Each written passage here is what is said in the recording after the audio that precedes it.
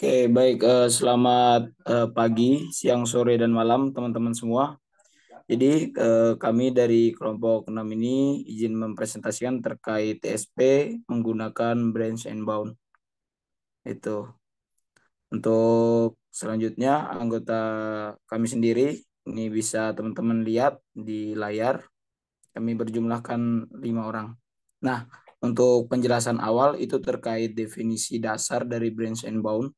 Jadi untuk secara dasar itu kita branch and bound ini mencari solusi yang paling optimum.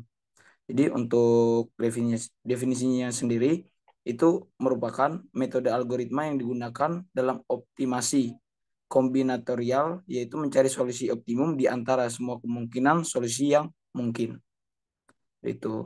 Nah, untuk penerapannya sendiri biasanya branch and bound ini digunakan untuk pencarian jalur terpendek dalam sebuah graf atau perjalanan, penyelesaian masalah knapsack yaitu mencari kombinasi barang, terus penyelesaian masalah traveling salesman, mencari jalur pendek untuk semua jalur, terus penyelesaian masalah penjadwalan. Seperti itu. Selanjutnya, nah di sini ada salah satu contoh persoalan atau permasalahan dari eh, sekumpulan kota dan jarak yang akan dilalui oleh salesman. Jadi untuk permasalahan yang pertama itu seorang salesman harus mengunjungi setiap kota tepat sekali. Yang kedua, dia harus kembali ke kota di mana dia memulai perjalanannya. Terus yang ketiga, rute apa yang mungkin atau apa rute sesingkat mungkin yang harus diikuti penjual untuk menyelesaikan turnya. Tuh. Selanjutnya adalah penyelesaian yang akan dilanjutkan oleh rekan saya. Untuk penyelesaiannya sendiri, terdapat beberapa aturan. Yang pertama, untuk mereduksi, lakukan baris dan kolom secara terpisah. Yang kedua, itu sebuah baris dan kolom dikatakan tereduksi apabila setidaknya terdapat satu yang bernilai nol. Lanjut, reduksi baris, baris dan kolom. Yang pertama, setiap deret matriks satu persatu dapat dilihat atau diperhatikan. Yang kedua, jika baris atau kolom sudah bernilai nol, maka tidak perlu untuk mengurangi baris atau kolom tersebut. Namun apabila belum bernilai nol, maka perlu mengurangkan baris atau kolom tersebut.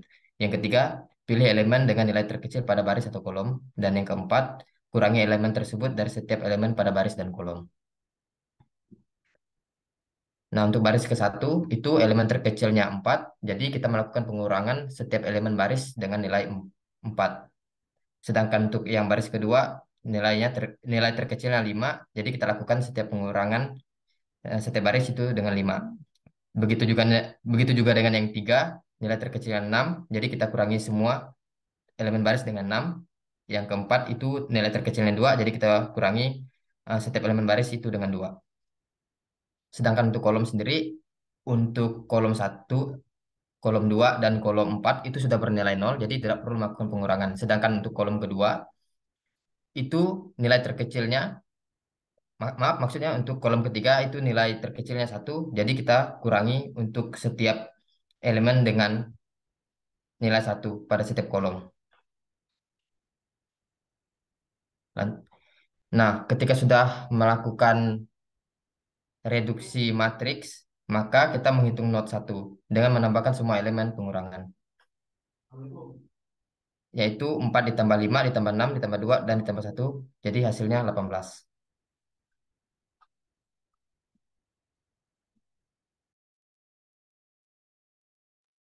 Kemudian pada tahap kedua ini kita akan menelusuri tiap verteksnya untuk mencari jalur dengan biaya yang terkecil.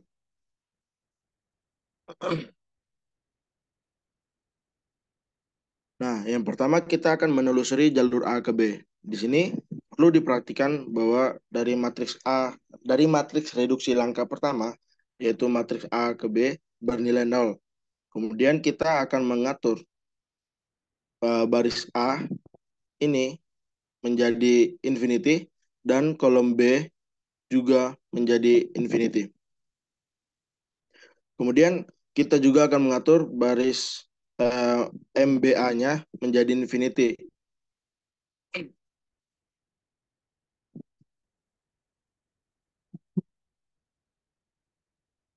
Nah, kemudian setelah melakukan beberapa langkah sebelumnya, kita akan mereduksi baris dengan aturan seperti sebelumnya.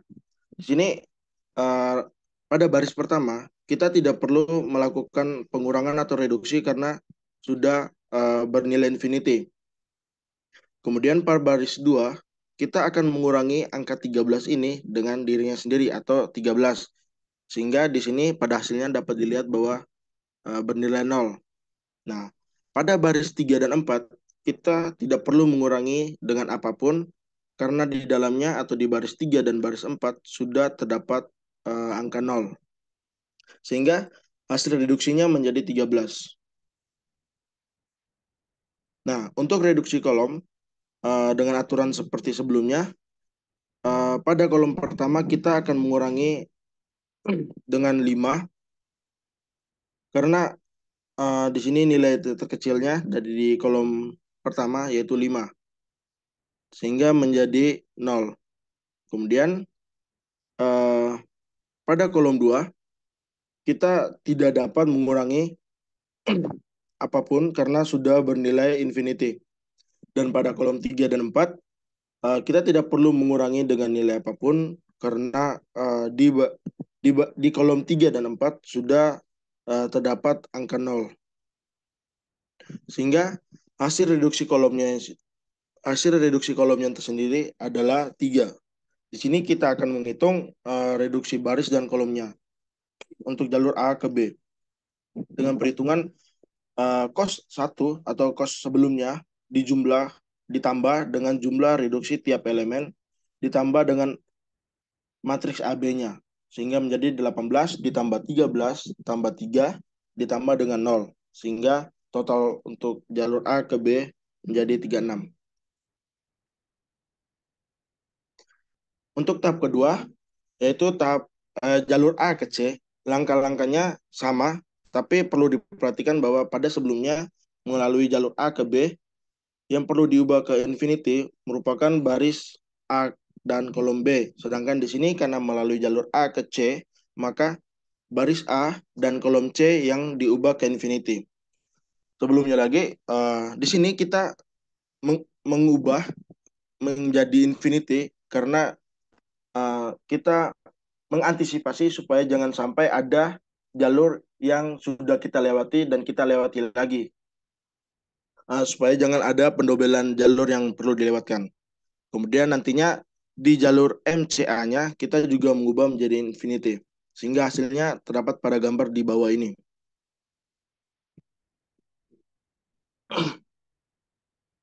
Kemudian pada reduksi baris kemudian kita akan melakukan reduksi baris. Langkah-langkahnya juga sama. Dan pada reduksi baris di jalur A ke C ini, hasil reduksi barisnya merupakan 0.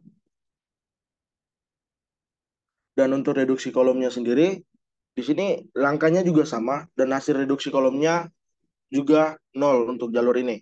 Sehingga kita menghitung biayanya dengan kos sebelumnya ditambah jumlah reduksi ditambah MCA-nya. Nah, di sini 18 ditambah 0 ditambah dengan 7 dan jumlah keseluruhannya adalah 25. Selanjutnya kita menelusuri jalur A ke D. Nah, langkahnya juga sama, yaitu kita akan mengubah baris A dan kolom D-nya menjadi infinity. Dan juga kita akan mengubah matriks DA-nya menjadi infinity. Untuk reduksi barisan sendiri, langkah-langkahnya dan aturannya sama, di mana di sini menghasilkan reduksi barisnya 5. Dan untuk reduksi kolomnya sendiri, di sini nilai reduksinya 0.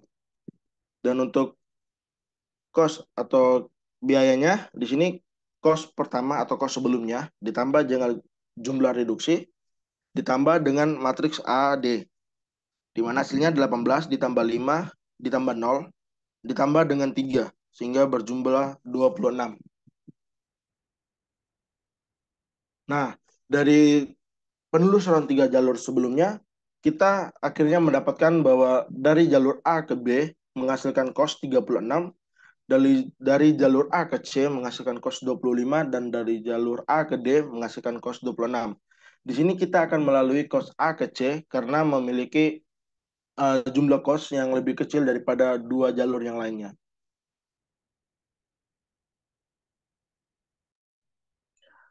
Oke, jadi tadi sudah kita dapat jalur yang akan kita ambil itu A ke C, maka jalur pilihan yang tersisa ialah jalur B dan jalur D.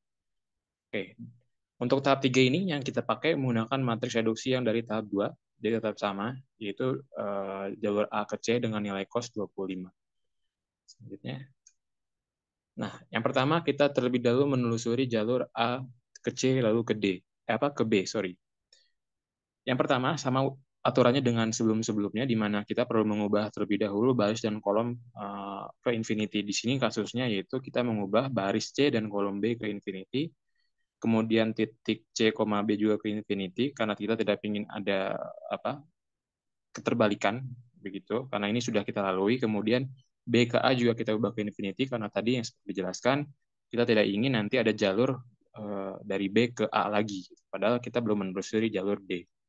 Oke, jadi tadi seperti yang bisa dilihat di highlight di samping kanan, itu sudah diubah ke infinity. Selanjutnya, aturan pengurangan reduksi baris juga sama.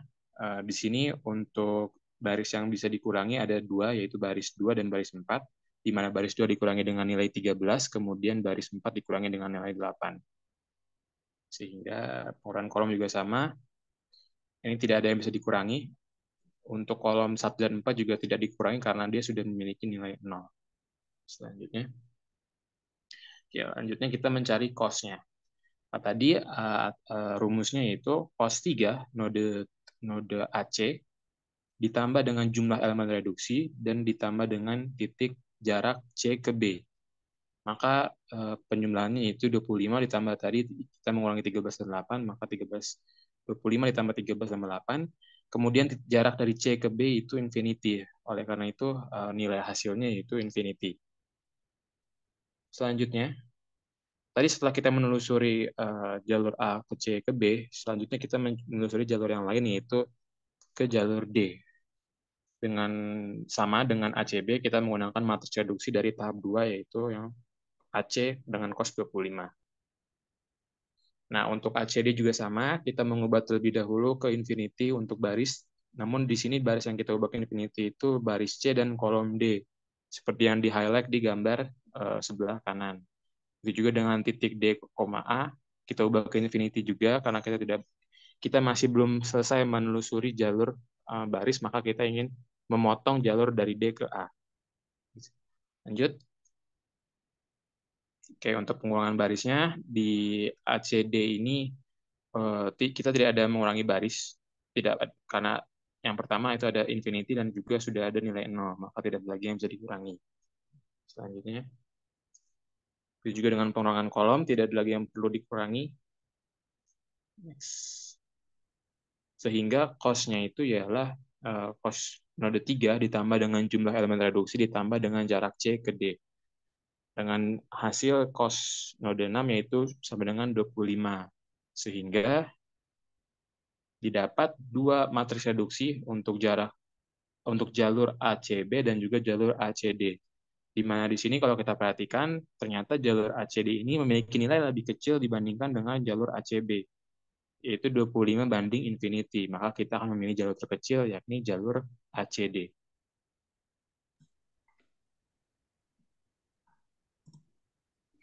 Oke, selanjutnya ke tahap 4. Jadi sekarang cost yang kita punya adalah 25. Didapat dari mana? Didapat dari jalur A, C, D.